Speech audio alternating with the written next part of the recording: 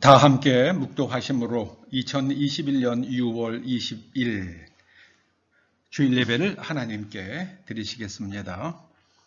묵도하시겠습니다. 너희 안에 이 마음을 품으라. 곧 그리스도 예수의 마음이니 그는 근본 하나님의 본체시나 하나님과 동등됨을 취할 것으로 여기지 아니하시고 오히려 자기를 비워 종의 형체를 가지사 사람들과 같이 되셨고 사람의 모양으로 나타나사 자기를 낮추시고 죽기까지 복종하셨으니 곧 십자가에 죽으심이라. 아버지 하나님, 저희가 그리스도처럼 느끼고 생각하고 이해하고 판단할 수 있도록 저희들에게 그리스도의 마음을 주시옵소서. 주님께서 하나님 앞에 겸손하셨던 것처럼 저희도 죽기까지 하나님의 말씀 앞에 겸손한 자세로 살게 하여 주시옵소서. 예수님의 이름으로 기원하옵나이다. 아멘. 세번역 사도신경으로 신앙 고백 드리십니다. 나는 전능하신 아버지 하나님 천재의 창조주를 믿습니다. 나는 그의 유일하신 아들 우리 주 예수 그리스도를 믿습니다.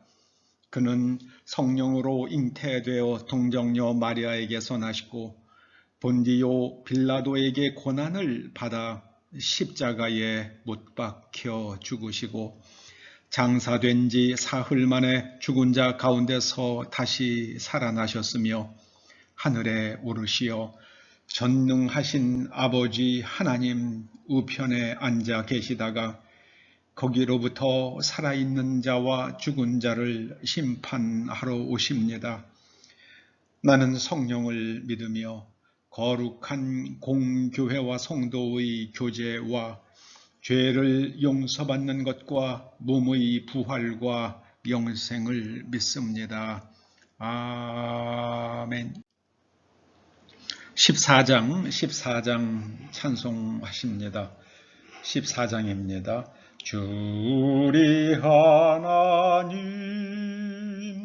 하늘에 계시니 온천하 만물 주 앞에 찬송하네. 이 천지 만물도 주 앞에 엎드려 그 거룩하신 이름을 늘 높이네. 아멘. 여러분들이 여러 모습으로 하나님 앞에 봉헌하신 예물을 위해서 기도하십니다. 아버지 하나님, 이 땅의 기업가들에게 소망과 용기와 힘을 주시옵소서. 그들에게 미래를 내다볼 수 있는 통찰력을 주시며 이 어려운 시기를 돌파하는 담력과 지혜를 내려 주시옵소서. 아버지 하나님, 이 땅은 지하 자원도 없고 에너지도 없고 농사지을 땅도 극히 부족합니다. 하여 기업들이 없으면 저희는 이제 굶어 죽을 수밖에 없는 백성들입니다. 우리 아버지 하나님의 은총으로 여기까지 왔사온데 이제 한국의 기업들에게 번성의 복을 주셔서 인류를 섬길 뿐만 아니라 아버지 하나님, 그 기업들의 활동으로 인해서 이 땅 백성들이 먹고 마시며 아버지 하나님, 이제 잠잘 곳을 구하는 일에 아버지 하나님 핍절함이 없도록 불쌍히 여겨 주시옵소서. 초대 성도들 위에 복을 주셔서 아버지 하나님, 하나님의 자녀로서 의로운 삶을 살되 우리 아버지께서 공급하여 주심을 경험하며 살게 하여 주시옵소서. 하나님을 기쁘게 하시는 삶을 살아갈 수 있도록 은혜 내려 주시옵소서. 아버지께서 저희들에게 일할 수 있는 건강과 또 일거리를 주셨기에 또한 그 열매를 허락하셨기에 감사하여 이 예물을 올려드립니다. 11조를 드립니다. 감사 헌금을 올립니다. 주일 헌금을 봉헌하오니 연락하여 주시옵소서. 예수님의 이름으로 봉헌 기도드리옵나이다. 아멘. 오늘 하나님께서 우리들에게 주시는 말씀은 누가복음 8장 14절에서 15절의 말씀입니다. 함께 읽어보시겠습니다. 각 동네 사람들이 예수께로 나와 큰 무리를 이루니 예수께서 비유로 말씀하시되 씨를 뿌리는 자가 그 씨를 뿌리러 나가서 뿌릴새 더러는 길가에 떨어짐에 밟히며 공중의 새들이 먹어버렸고 더러는 바위 위에 떨어짐에 싹이 났다가 습기가 없으므로 말랐고 더러는 가시떨기 속에 떨어짐에 가시가 함께 자라서 기운을 막았고 더러는 좋은 땅에 떨어짐에 나서 100배의 결실을 하였느니라. 이 말씀을 하시고 외치시되 귀 있는 자는 들을지어다. 제자들이 이 비유의 뜻을 물으니 이르시되 하나님 나라의 비밀을 아는 것이 너희에게는 허락되었으나 다른 사람에게는 비유로 하나니 이는 그들로 보아도 보지 못하고 들어도 깨닫지 못하게 하려 함이라. 이 비유는 이러하니라. 씨는 하나님의 말씀이요 길가에 있다는 것은 말씀을 들은 자니 이에 마귀가 가서 그들이 믿어 구원을 얻지 못하게 하려고 말씀을 그 마음에서 빼앗는 것이요 바위 위에 있다는 것은 말씀을 들을 때에 기쁨으로 받으나 뿌리가 없어 잠깐 믿다가 시련을 당할 때에 배반하는 자요 가시떨기에 떨어졌다는 것은 말씀을 들은 자이나 지내는 중 이생의 염려와 재물과 향락의 기운이 막혀 온전히 결실하지 못하는 자요 좋은 땅에 있다는 것은 착하고 좋은 마음으로 말씀을 듣고 지키어 인내로 결실하는 자니라. 아멘. 예, 오늘 특별히 15절 말씀이요. 좋은 땅에 있다는 것은 착하고 좋은 마음으로 말씀을 듣고 지키어 인내로 결실하는 자니라. 그래서 이 착하고 좋은 마음을 우리가 갖게 되면 하나님의 말씀을 듣고 그 말씀이 우리의 존재 깊은 곳에서 뿌리를 내립니다. 그리고 자랍니다. 열매를 맺습니다. 우리가 영적으로 100배의 성장을 한다. 그렇게 말씀하십니다. 착하고 좋은 마음을 우리가 갖게 되기를 주님의 이름으로 간절히 축원합니다. 잠언 4장 23절에 이런 말씀이 있죠. 모든 지킬 만한 것 중에 더욱 내 마음을 지키라. 생명의 근원이 이에서 남이니라. 여러분, 지킬 만한 것들이 뭐가 있겠습니까? 건강도 지켜야죠. 재산도 지켜야죠. 명예도 지켜야 합니다. 이제 또 어떤 사람들은 권력도 지켜야, 이렇게 지키고 싶은 것들이 많습니다. 그런데 하나님께서는 마음을 지키라 그러십니다. 왜냐하면 생명의 근원이 마음이기 때문이다. 그렇게 말씀하십니다. 여기서 지킨다라고 번역된 그 원어는 24시간 파수꾼을 세운다는, 철통 같은 파수꾼을 세운다, 그런 뜻입니다. 그래서 우리의 마음을 지키려고 그러면 우리 마음에 파수꾼을 세워야 합니다. 우리가 깨어 있어야만 합니다. 마음이 중요합니다. 마음이 바로 생명의 근원입니다. 생명의 근원입니다. 이 생명을 삶으로 번역할 수도 있죠. 이 마음에서 삶이 결정됩니다. 삶이 곧 운명이지 않습니까? 마음에서 그 마음이 운명을 결정합니다. 제가 아주 대학생 때에 김구 선생님의 자서전 비슷한 책을 읽는데요. 거기에 김구 선생님이 그 마음에 관한 얘기를 좀 하시더라고요. 이분이 젊었을 때에 관상을 보는 사람, 관상쟁이가 되면 어떨까 그런 생각이 있으셔가지고 관상을 좀 공부를 하셨답니다.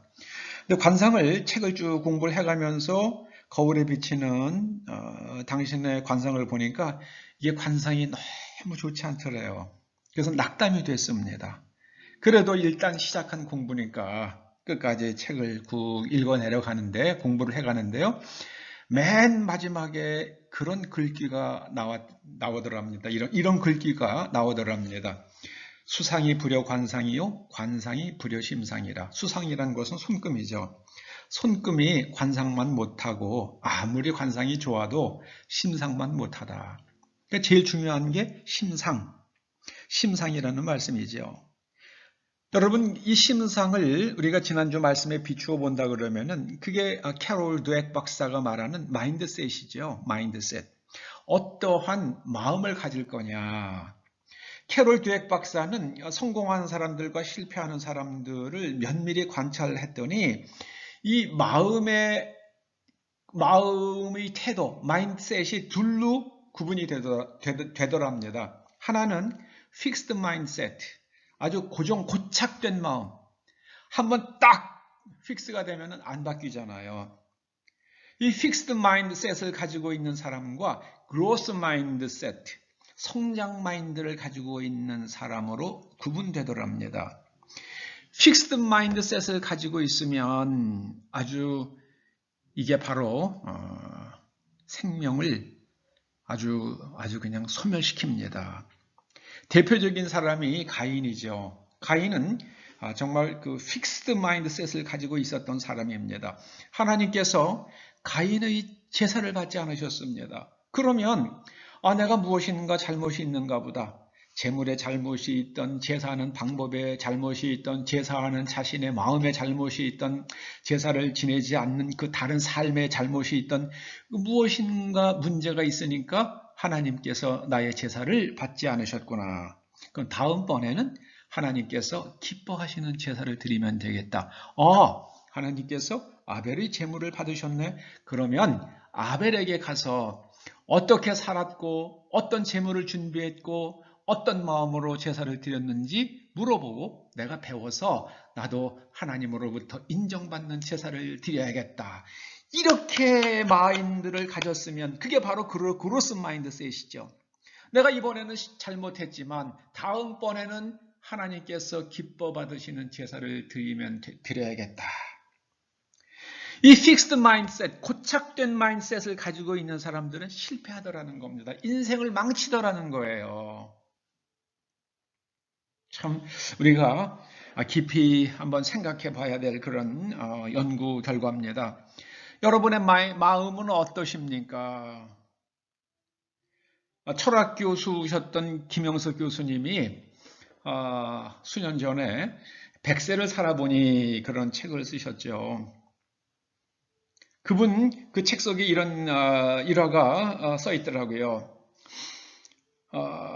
이분이 한번 이제 70여 세가 조금 넘으실 무렵에 어디 강연을 하시고 이제 질문을 받으시는데 이 한 사람이 그러더랍니다. 교수님 질문 있음 제가 학교를 질문한 사람이 얘기해요. 강연에 참석했던 제가 대학생 때 한국학을 가르치는 교수님이 있었습니다. 이분은 모든 면에서 우리 민족이 최고라고 늘 최고라고 이야기했습니다. 어느 수업 시간에 이 교수님이 또 우리 민족이 최고라는 말을 늘어놓자 한 학생이 손을 들면서 질문이 있습니다 하고는 그렇게 훌륭한 선조들이 많았는데 왜 우리나라는 주권을 빼앗기고 일본의 식민지로까지 전락했던 것입니까? 라고 물었습니다. 그러자 모든 학생들이 와 웃더래요. 저도 젊었을 때에 좀 이런 비슷한 경험이 있었습니다. 제가 회사 일로요, 외국에서 온 어떤 그 부부를 좀 이렇게 2, 3일간 여행을 시켜드리면서 안내를 한 적이 있었습니다. 그때에 뭐 식사를 하실 때 이 음식은 뭐 어디에 좋고 이 음식은 뭐 어쩌고 저쩌고 하면서 음식의 그 어디에 좋고 하는 얘기를 많이 했습니다. 그랬더니 그 부인 되시는 분이 제 설명을 한참 듣다가 근데 미스터 김 자기가 반론이 있대요. 왜냐하면 한국 남자들이 그렇게 좋은 거 많이 먹었으면 세계를 정복했어야 되는데 그렇게 좋은 거 먹고 왜 못했냐는 거예요. 그렇게 몸에 좋은 거 많이 먹고 왜 세계 정복하지 못했느냐요. 제가 할 말이 없더라고요. 그래서 고개를 숙인 적이 있었습니다. 여러분 한국인의 마음이 어떤 거라고 생각하십니까? 이 학생이 물었습니다. 교수님, 그러면 우리 민족성 가운데 가장 시급하게 고쳐야 할 단점이 무엇이라고 생각하십니까? 라고 물었어요. 그 강연에 참여했던 분이야.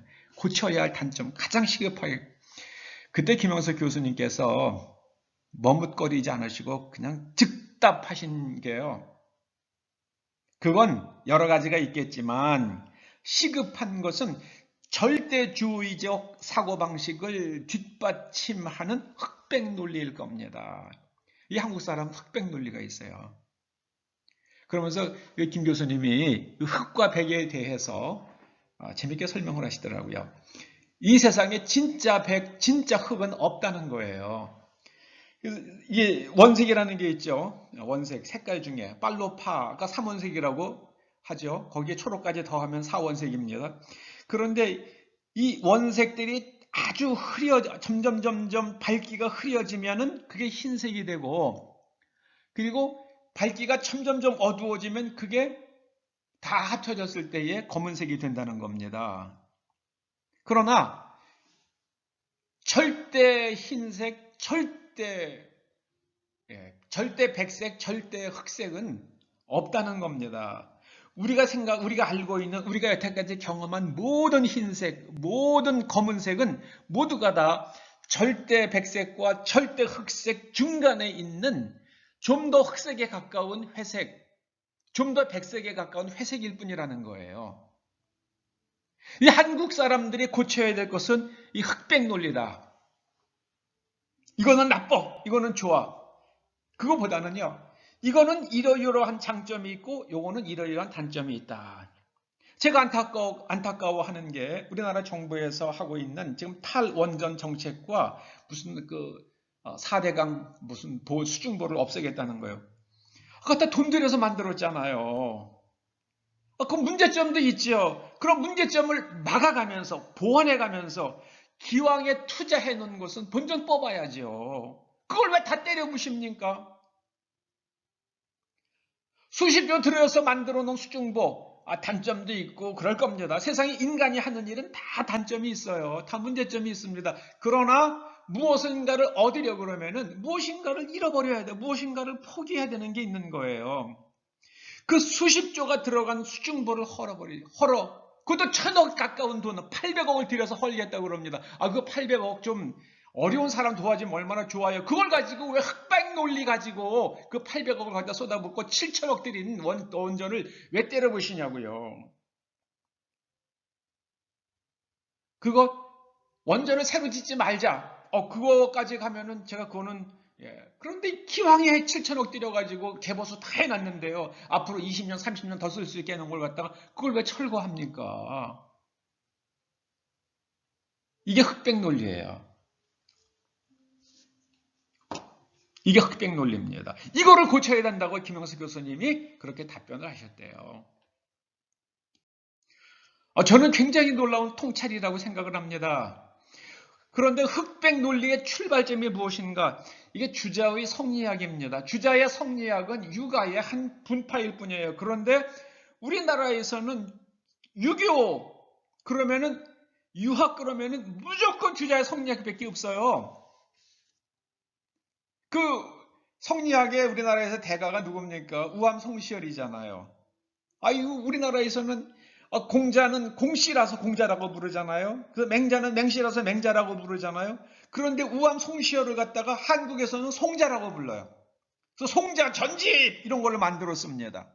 이 송시열 이분이 우암께서 이제 정계 은퇴하시고 나서요.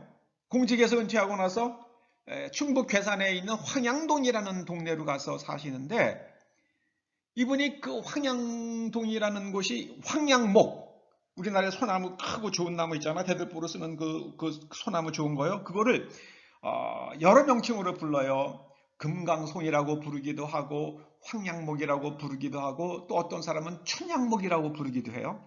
그 황양목이 많은 동네다 그래서 거기를 황양동이라고 불렀는데요. 야, 황양동? 그거 아니야, 그거 아니야.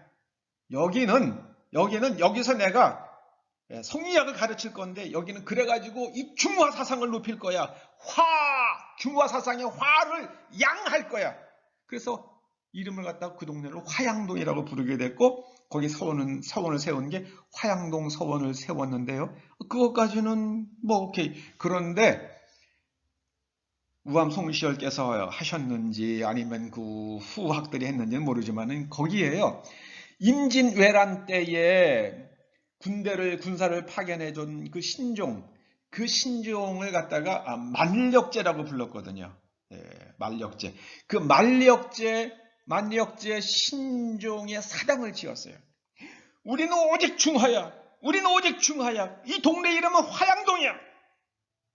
그래서 그 사당을 세우고 나서 사당에다가 이름을 붙였는데 그 이름이 만동묘입니다. 지금도 그 화양서원에 가면 만동묘가 지금도 있어요. 만동묘가요. 우리나라 예산을 들여가지고 신종의 제사를 지내준다고요. 그게 대한민국이에요. 근데 어떻게 이 땅에서 중국 사람들 오면은 큰 산이요. 거기는 준마요. 우리는 그 말 엉덩이에 붙어있는 팔이요. 우리는 작은 언덕이라고. 그렇게 몇 개 더 얘기합니까? 이 흑백 논리. 여러분 우리 조상들이 한말 때에 깨인 젊은이들이 야 우리가 이 중국에서 벗어나야겠구나. 이 주자 성리학에서 벗어나야겠다. 그래가지고 중국 사신을 임금이 나가서 중국 사신을 맞이하던 그 영은문 자리에다가 그걸 확 밀어버리고 거기다가 독립문을 세웠잖아요. 그거는 우린 중국에서 벗어나자는 얘기거든요. 더 이상 우리는 이제 중국으로부터 독립을 선언했는데 이게 뭡니까? 우리나라 대통령이 3.1절 날 태극기를 들고 그 중국에서 독립하자고 세운 독립문 거기에 가서 반일을 외쳤으니 이건 넌센스도 정말 넌센스입니다. 그 독립문이 왜 세워놨는지 왜 세워진 경위를 모르는 사람들은요. 그 독립문을 갖다가 일본으로부터 독립하자고 세운지 알 거 아닙니까? 대통령이 거기에 가서 하니까는요. 반일 외치니까는요. 거기 문에 태극기 있고 그러니까는 이게 우리가 이 흑백 논리에서 벗어나야 됩니다. 우리는 무엇이 장점이고 무엇이 단점인가를 갖다가 날카롭게 따져야 돼요. 여기 돈이 들어갔어요. 그러면은 그 800억 가지고 그걸 수중보를 제거할 게 아니라 그래 이 처음서부터 안 했으면 더 좋았겠지만은 이미 한 거니까 거기에 돈을 들여가지고 거기에 수질이 나빠. 그러면 수질이 나빠지는 이유를 찾아봐. 그거는 물을 가두어 놨기 때문이 아닙니다. 물 가두어 놨다고 물 가두어 놔서 뭐 녹찰라떼가 생긴다고 하면 백록담 천지연이 거기 녹찰라떼가 돼야죠. 가두어 놨기 때문이 아니에요. 거기가 부영양화됐기 때문입니다. 물이요. 그러면은 그 800억 가지고요. 그 중에서 가장 부영양화를 시키는 그 대부분이 주로 동물 그 가축 사료에서 나오는 그 오물들이에요. 그 오물들을 갖다가 차단할 수 있는 저거를 만들어야죠. 수질 정화 장치들을 갖다가 중간중간에 계속해서 정화 시설을 해놔야죠. 그러면 녹찰라떼 없어진다고 800억이면 여러 개 하겠구만요. 왜 그렇게 답답합니까? 왜 이렇게 답답한지 모르겠어요. 그게 왜 그렇습니까? 이게 전부 다 이게 흑백 논리, 형식 논리만 따지는 그게 전부 다 그 성리학 그 영향이에요. 그 영향. 중국 사람들은 그거 다 갖다 버렸는데 왜 한국에서 하면 그걸 붙잡고 송자 타령하고 있는 거예요. 예수님께서 오늘 말씀하십니다. 오늘 주님께서 말씀하세요. 너희 안에 이 마음을 품으라. 이 마음을 품으라. 이 마음을 품는다는 게 이게 지금 제가 아까 예배 시작할 때 읽은 그 빌립보서 2장 5절 말씀, 이 마음을 품으라. 이게요, 푸흐로네오인데요, 그리스도처럼 느끼고 생각하고 판단하는 훈련을 한다는 뜻입니다. 이 푸흐로네오는요, 느끼고 생각하고 판단하려고 그러면 훈련을 해야 됩니다. 저절로 안 되죠. 그래서 그리스도 안에서 일어나고 있는 느낌과 생각과 판단, 그거를 따라가자. 이게 이 마음을 품으라는 뜻입니다. 이 마음을 품으라는, 푸흐로네오라는 동사는 그런 거예요. 이 마음은 헬라어로 카르디아라고 그러는데 제 속에 있는 그 사람의 내면적 존재가 어떤지를 보여주는 그 내면적 깊은 곳에 있는 그 심상, 그걸 갖다가 카르디아라고 그러거든요. 이 카르디아에서 심장을 뜻하는 카디널이 나왔잖아요. 그런데 예수님께서는 하나님의 말씀을 듣고 결실하려고 그러면, 영적 성장이 일어나려고 그러면 그 마음이 착하고 좋아야 된다. 그렇게 말씀하세요. 착하다로 번역된 헬라어가 칼로스고요. 좋다라고 번역된 헬라어가 아가도스입니다. 그런데 이 칼로스라는 말은요, 우리가 주목할 게 하나 있어요. 예수님께서 예수님 자신을 가리킬 때에 사용하신 형용사예요. 나는 칼로스야. 나는 칼로스한 목자야. 그게 바로 나는 선한 목자라. 나는 선한 목자라. 나는 칼로스한 목자야. 예수님께서는 나는 온유하고 겸손하니 너희는 내 멍에를 배우라. 내 멍에를 메고 배우라 그러셨습니다. 나는 온유하고 겸손하니. 온유하고. 여러분, 온유라는 것은요, 가지고 있는 파워를 전부 다 그 주인을 향해서, 말이 주인을 향해서 쓸 때, 그때 그걸 온유라고 부릅니다. 옛날에 그 아라비아 사람들이 명말을 얻기 위해서 말을 훈련할 때 그랬다는 것 아닙니까? 수십 마리의 말들을 훈련하고 나서 이제 며칠간 물을 주지 않는데요. 그럼 그 뜨거운 지방에서 물을 안 주니까 얼마나 목이 마르겠습니까? 그리고 거기에다가 이제 냇가 옆에 있는 거기다가 말들을 갖다 우리에다 가둬놓고 며칠간 물을 주지 않고 있다가 이제 문을 탁 열어주면 말들이 그냥 그 냇물을 향해서 돌진을 한대요. 그런데 그때에 멈추라고 조련사가 멈춰 하고 명령을 할 때 말들이 안 멈추고 다 뛰어간대요. 그런데 그 중에 멈추는 말들이 있대요. 한 2, 3% 된답니다. 2, 3%. 그 말들 가지고 또 씨를 받고 그렇게 해가지고 이 훈련하고 가지고 있는 강하면서도 주인의 말에 절대 순종하는 그 말들을 만들어내는데 그게 바로 아라비아의 명마들이에요.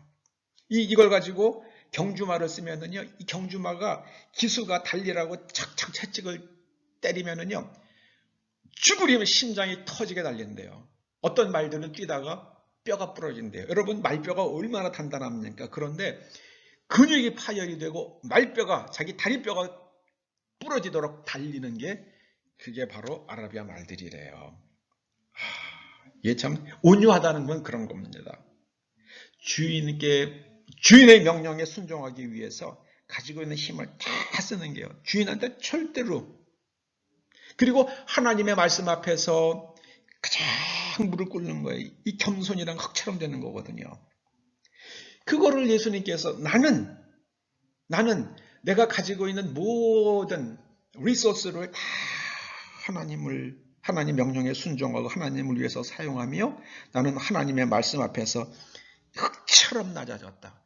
너희가 이거 훈련을 해라. 내 멍에를 메고 배우라. 이걸 훈련해라. 이 마음을 품으라는 것은요, 그거를 훈련하고 생각하고 판단하는 훈련을 하라는 말씀이잖아요. 푸로네오가. 예수님께서 이걸 배우라 그러셨어요, 우리들에게. 여러분, 착하고 좋은 마음은 그냥 생기는 게 아닙니다. 우리가 훈련해야 돼요. 마음을 길들여야 됩니다. 선한 목자처럼 생각하고 판단합니다. 그리고 흑백을 가리는 형식 논리에서 벗어나야만 합니다. 우리가 인간이 하는 모든 일은 거기에는 빛과 그림자가 있습니다. 무슨 일이든지 장점이 있고 단점이 있습니다. 이미 일어난 거라 그러면, 근데 거기서는 그 단점을 어떻게 보완해서 이미 투자한 것을 갖다가 그걸 허사가 되지 않도록 잘 얼마나 더 건져낼 수 있을까? 그걸 생각해야죠. 내가 저거 반대한 거니까 다 부셔버려. 이게 말이 됩니까? 그런 흑백 논리를 가지고 있으니까 5.18, 4.3에 대해서 우리는 이렇게 해석을 해. 그런데 우리랑 다르게 해석하는 사람들, 그 벌금 몇 천만 원씩 내고 다 감옥에 가야지. 그게 지금 5.18 법과 4.3을 그렇게 얘기했잖아요. 그 다음에 그런 사람들이 당신 지금도 주사파야 하냐 그랬더니요. 우리나라에는 사상의 자유가 있는데요. 그러나 너희들은 5.18과 4.3에 대해서 우리와 다르게 말할 자유가 없어. 그게 우리나라 정치인들이 지금 하고 있는 거잖아요. 그거는 착하고 좋은 마음이 아닙니다. 내가 사상의 자유가 있으면 다른 사람도 사상의 자유가 있어야 되는 겁니다. 나는 내 맘대로 하고 너희들은 나하고 똑같이 해야 돼. 그런 거를 전체주의라고 그러죠. 여러분 착하고 선한 마음을 가지면, 예수님의 마음을 품으면, 예수님께서 말씀하세요. 너희가 100배의 결실을 한다. 너희가 100배로 영적 성장을 한다. 한 번 더 도약하면 10,000배로 성장합니다. 한 번 더 도약하면 100,000배로 성장합니다. 한 번 더 도약하면 억배가 되고요. 한 번 더 도약하면은 100억 배가 되고요. 한 번 더 하면 10조 배가 됩니다. 그게 바로 영적 성장의 비밀입니다. 예수님께서 이 밭의 비유를 말씀하시고 나서, 씨 뿌리는 비유를 말씀하시고 나서 귀 있는 자는 들어라. 그것도 큰 소리로 그러셨어요. 큰 소리로 외치셨어요. 귀 있는 자는 들어라. 이 말씀을 하시고 외치시되, 여기 특별히 외치시되, 그걸 작게 얘기하시는 게 아니잖아요. 작은 소리로요. 귀 있는 자는 들으라. 이렇게 이걸 외치는 게 아니죠. 들을 귀 있는 자는 들을지어다. 모든 사람이 듣게 하셨습니다. 왜요? 사람들이 워낙에 안 들으니까는요. 여러분 요한계시록 2장과 3장에 보면 교회들, 7교회에 대한 말씀이 나오는데요. 그냥 성령이 교회들에게 하시는 말씀을 들을지어다. 귀 있는 자는 들어라. 귀 있는 자는 성령이 교회에게 하시는 말씀을 들을지어다. 왜요? 사람들이 안 들으니까요. 귓구멍이 막혔어요. 틀어막았어요. 이게 예수님께서 답답하시니까 10절에서 그러시잖아요. 보아도 보지 못하고 들어도 깨닫지 못하는 사람들. 그런 사람들은 내버려 둬라. 그러십니다. 이게요. 네. 다른 사람에게는 비유로 하나니 이는 그들로 보아도 보지 못하고 들어도 깨닫지 못하게 하려 함이라. 들어도 깨닫지 못하는 사람, 그건 그냥 내버려 둬라. 그 말씀이죠. 어떤 착한 분들은 또 그걸 또 어떻게 하시려고 막 애를 쓰시는데 예수님께서는 그렇게 안 하셨어요. 야, 들을 마음이 있으면 듣고 싫어? 그럼 말어. 그렇게 하셨어요. 이게 그 말씀이에요. 달리 어떻게 해석이 안 돼요, 저는요. 또 마음이 또 천사 같은 분들이야. 모르겠어요. 사도 바울이 고린도전서 2장 16절에서 이렇게 말씀하죠. 우리가 그리스도의 마음을 가졌느니라. 야, 우리가 그리스도의 마음을 가졌느니라. 저는 저나 여러분이나 우리가 외인들에 대해서 우리가 그리스도의 마음을 가졌느니라. 착하고 좋은 마음을 가졌느니라. 온유하고 겸손한 마음을 가졌느니라. 선한 마음을 가졌느니라. 이렇게 얘기할 수 있을 만큼 성장해 갈 수 있기를 주님의 이름으로 축원합니다. 100배의 성장을, 10,000배의, 100,000배의, 억배의, 100억배의, 그리고 10조배의 영적 성장을 우리의 후손들이 이루며 요셉과 다니엘처럼 빛나는 인재들이 나오는 우리의 자녀들 되기를 주님의 이름으로 축원합니다. 착하고 좋은 마음, 하늘에서 뚝 떨어지는 게 아니라 우리가 훈련을 해야 됩니다. 우리가 훈련해야 됩니다. 기도하시죠. 아버지 하나님 감사합니다.